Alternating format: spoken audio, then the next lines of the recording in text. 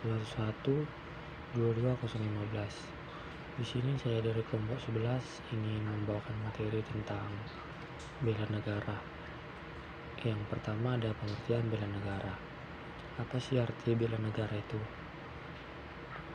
Bela negara merupakan sebuah konsep yang disusun oleh perangkat perundangan dan petinggi suatu negara tentang patriotisme seseorang, suatu kelompok, atau seluruh komponen dari suatu negara dalam kepentingan mempertahankan eksistensi negara tersebut. Secara fisik, hal ini dapat diartikan sebagai usaha pertahanan menghadapi serangan fisik atau agresi dari pihak yang mengancam keberadaan negara tersebut. Sedangkan secara non-fisik, konsep ini diartikan sebagai upaya untuk serta berperan aktif dalam memajukan bangsa dan negara, baik melalui pendidikan moral, sosial, maupun peningkatan kesejahteraan orang-orang yang menyusun bangsa tersebut. Landasan konsep bela negara adalah adanya wajib militer. Lanjut ke slide yang berikutnya. Di sini ada cakupan materi tentang bela negara. Yang pertama itu ada peran pendidikan kesadaran bela negara. Yang kedua ada asas-asas kewarganegaraan. Yang ketiga ada hak dan kewajiban bela negara. Peran pendidikan kesadaran bela negara. Peran pendidikan kesadaran bela negara pertama ada ancaman militer.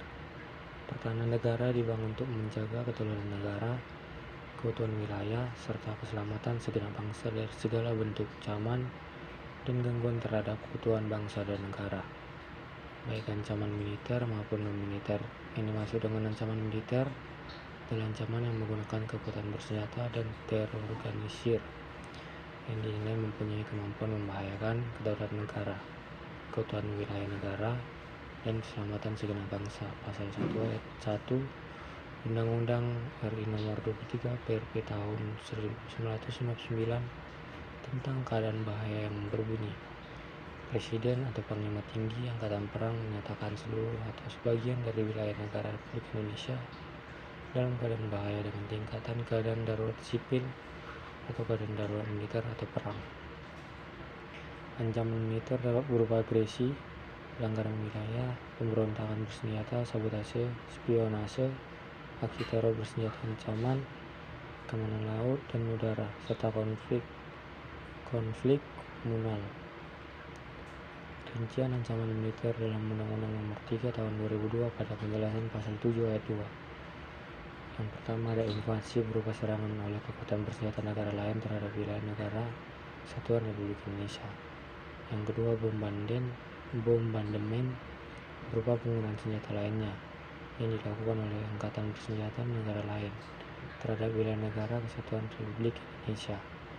Yang ketiga blokade terhadap pelabuhan atau pantai atau wilayah udara negara Kesatuan Republik Indonesia oleh angkatan bersenjata negara lain.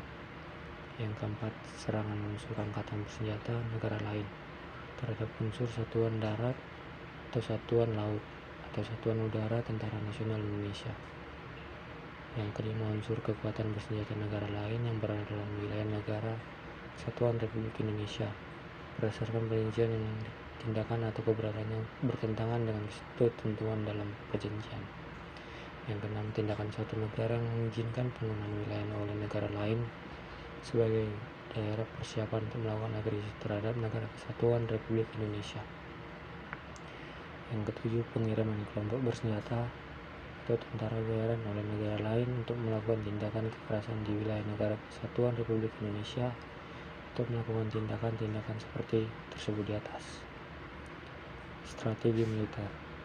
Strategi pertahanan militer dalam menghadapi ancaman disesuaikan dengan sumber serta bentuk dan besarnya ancaman aktual yang mengancam Indonesia, sebagaimana diatur dalam pasal 7 Undang-Undang Nomor 3 Tahun 2002 tentang pertahanan negara, bahwa sisi pertahanan negara dalam menghadapi ancaman militer menempatkan TNI sebagai komponen utama, didukung oleh komponen cadangan dan komponen pendukung tugas utama TNI dalam menghadapi ancaman militer yang berbentuk agresi militer yang dilakukan suatu negara dengan tujuan menduduki sebagian atau seluruh wilayah NKRI.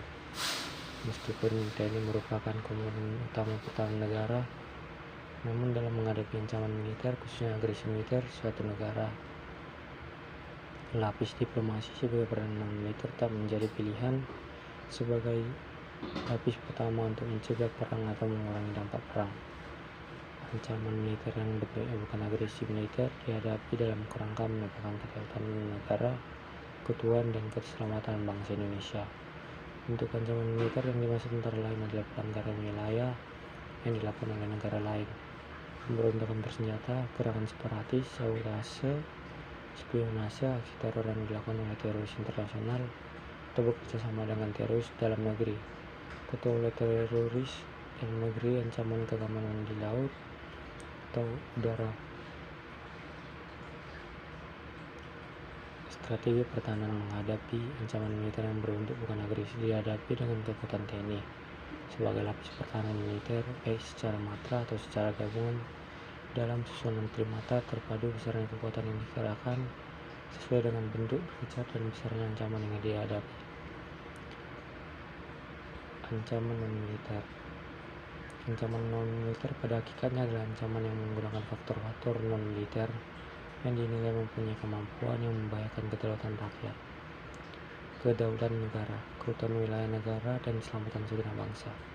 Jenis ancaman militer dibagi menjadi dua. Pertama adalah ancaman yang berkaitan langsung dengan pertahanan negara, misalnya kesengajaan penyebaran penyakit sebagai bagian dari perang biologi.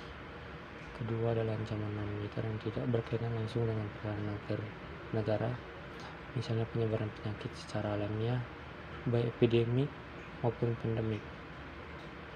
Sifat ancaman non-militer dihadapi pula dengan pendekatan non-militer, sebagaimana diatur dalam pasal 7 Undang-Undang Nomor 3 Tahun 2002 tentang pertahanan negara, bahwa sistem pertahanan negara dalam menghadapi ancaman non-militer menempatkan lembaga pemerintahan di luar bidang pertahanan sebagai unsur utama sesuai dengan bentuk dan sifat ancaman yang dihadapi, dengan dukungan oleh unsur-unsur lain dari kekuatan bangsa, sedangkan TNI sebagai pendukung. Dominasi ancaman non-militer dialah globalisasi dan strategi menghadapinya. Memasuki era globalisasi yang ditandai dengan pesatnya perkembangan ilmu, pengetahuan, teknologi komunikasi, dan informasi sebagaimana kita rasakan bersama saat ini, setidaknya tidak mempengaruhi pola dan bentuk ancaman terhadap kedaulatan suatu negara. Ancaman yang semula bersifat fisik, yang biasa juga dihadapi dengan kekuatan fisik, kini telah berkembang menjadi multidimensional atau fisik dan non-fisik, dengan dominasi ancaman yang bersifat non-fisik serta berasal dari luar dan dari dalam negeri. Jenis ancaman ini merupakan bentuk peperangan baru yang memanfaatkan perkembangan pesat teknologi informasi, termasuk perkembangan di bidang komposit, material seperti kimia dan biologi. Bentuk perang di era globalisasi ini antara lain seperti perang informasi, perang ekonomi, perang budaya, politik, bahkan perang peradaban. Sehingga peran soft power atau kekuatan militer menjadi sangat penting dan mengemuka dalam menghadapi ancaman perang di abad modern ini. Pertahanan militer dan pembinaannya. Sebagaimana diatur dalam Undang-Undang RI Nomor 3 Tahun 2002 tentang Pertahanan Negara Pasal 7, bahwa sistem pertahanan negara dalam menghadapi ancaman militer menempatkan lembaga pemerintahan di luar bidang pertahanan sebagai unsur utama, sesuai dengan bentuk dan sifat ancaman yang dihadapi, dengan didukung oleh unsur-unsur lain dari kekuatan bangsa. Substansi pasal tersebut merefleksikan bahwa pertahanan negara merupakan fungsi pemerintahan negara yang cakupannya tidak hanya terbatas pada pertahanan militer, tetapi juga termasuk ke dalam fungsi lembaga pemerintahan di luar bidang pertahanan. Ancaman non-militer ditangani dengan pendekatan non-militer, sedangkan fungsi pertahanan militer dapat digunakan dalam kondisi tertentu sebagai unsur bantuan. Disinilah esensi dari sistem pertahanan semesta yang diwujudkan dengan keterlibatan lembaga pemerintahan di luar bidang pertahanan untuk memerankan fungsi pertahanan sipil dalam penanganan ancaman non-militer. Unsur-unsur pertahanan militer berada dalam lingkup wewenang dan tanggung jawab setiap instansi pemerintahan di luar Kementerian Pertahanan. Pembinaan kekuatan pertahanan non-militer. Pertahanan negara non-militer harus dapat didudukan dalam konteks sebagai bentuk diplomasi, pelayanan publik, meningkatkan daya saing dalam ekonomi, memperkuat ikatan sosial budaya, menjaga ketersediaan pasokan energi, dan jaminan beroperasinya sistem distribusinya dengan baik, pelabuhan yang aman, bandara yang aman, dan efisien pelayanan kesehatan yang menjangkau seluruh lapisan masyarakat, serta jaminan keamanan sosial dalam Undang-Undang Nomor 3 Tahun 2002 Pasal 1.2 yang berbunyi, sistem pertahanan negara bersifat semesta yang melibatkan seluruh warga negara, wilayah dan sumber daya nasional lainnya, yang disiapkan secara dini oleh pemerintah dan diselenggarakan total, terpadu, terarah, dan berlanjut untuk menegakkan kedaulatan negara, keutuhan wilayah, dan keselamatan bangsa dari segala ancaman. Kesemestaan yang merupakan sifat sistem peran negara. Dalam konteks peran negara mempunyai dua fungsi, yaitu dalam membentuk peran militer dan pertahanan non-militer. Fungsi pertahanan militer yang dilaksanakan oleh TNI meliputi fungsi operasi militer, perang, dan operasi militer selain perang. Untuk pertahanan non-militer dibentuk komponen cadangan dan komponen pendukung guna memperkuat komponen utama, sedangkan pertahanan sipil untuk menghadapi ancaman non-militer.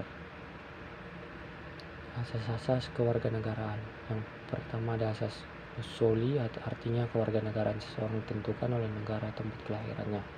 Yang kedua ada asas jus sanguinis, artinya kewarganegaraan seseorang ditentukan oleh kewarganegaraan orang tuanya. Yang ketiga ada asas bipatrit, artinya seseorang memiliki dua kewarganegaraan. Contohnya Ahmad dan Betty adalah warga negara Indonesia yang menganut asas jus sanguinis, artinya kewarganegaraan berdasarkan warga negara orang tuanya. Ahmad dan Betty sedang berada di negara Chili yang menganut asas jus soli, artinya kewarganegaraan berdasarkan negara tempat lahirnya. Betty, istrinya, melahirkan Hadi di negara Chili. Kewarganegaraan Hadi menurut negara Indonesia adalah Indonesia, menurut negara Chili adalah Chili. Jadi Hadi memiliki dua kewarganegaraan. Yang keempat ada apatrid, artinya seorang tidak memiliki kewarganegaraan. Contoh, Dodi dan Erna adalah warga negara Cina yang menganut asas jus soli. Dodi dan Erna berada di negara Singapura yang menganut asas jus sanguinis. Karena istri melahirkan Yani di negara Singapura. Menurut negara Cina adalah Singapura, menurut negara Singapura adalah Cina. Kewarganegaraan Yani ditolak oleh negara Cina dan Singapura, sehingga Yani tidak memiliki kewarganegaraan. Hak dan kewajiban bela negara. Upaya pembelaan negara adalah tekad, sikap, dan tindakan warga negara yang teratur, menyeluruh, terpadu, dan berlanjut, yang dilandasi oleh kecintaan pada tanah air, kesadaran berbangsa dan bernegara Indonesia, serta keyakinan pada Pancasila dan Undang-Undang Dasar 1945. Untuk dapat melaksanakan hak dan kewajiban membela negara, diperlukan pengetahuan tentang bela negara dalam arti luas. Bela negara dalam arti luas tidak hanya menyangkut menghadapi bencana perang, tapi juga bencana lain. Untuk setiap warga negara harus disiapkan dengan baik, dan sekaligus perlunya penjelasan secara meluas tentang hak dan kewajiban dalam upaya bela negara dan upaya pertahanan keamanan. Jadi yang dapat saya simpulkan dari materi saya ini adalah bela negara adalah sebuah konsep yang disusun oleh perangkat perundangan dan petinggi suatu negara tentang patriotisme seseorang, suatu kelompok, atau seluruh komponen dari suatu negara dalam kepentingan mempertahankan eksistensi negara tersebut secara militer maupun non-militer. Memperkuat peran bela negara adalah sikap dan perilaku warga negara yang dijiwai oleh kecintaannya terhadap Negara Kesatuan Republik Indonesia yang berdasarkan Pancasila dan Undang-Undang Dasar 1945 dalam menjalani hidup bangsa dan bernegara. Hak dan kewajiban merupakan sesuatu yang tidak dapat dipisahkan, tetapi terjadi pertentangan karena hak dan kewajiban tidak seimbang. Bahwa setiap negara memiliki hak dan kewajiban untuk mendapatkan penghidupan yang layak, tapi pada kenyataannya banyak warga negara yang belum merasakan kesejahteraan dalam menjalani kehidupannya. Semua itu terjadi karena pemerintah dan para pejabat tinggi lebih banyak mendahulukan hak daripada kewajiban. Mungkin itu saja presentasi dari saya. Terima kasih, sekian dan terima kasih.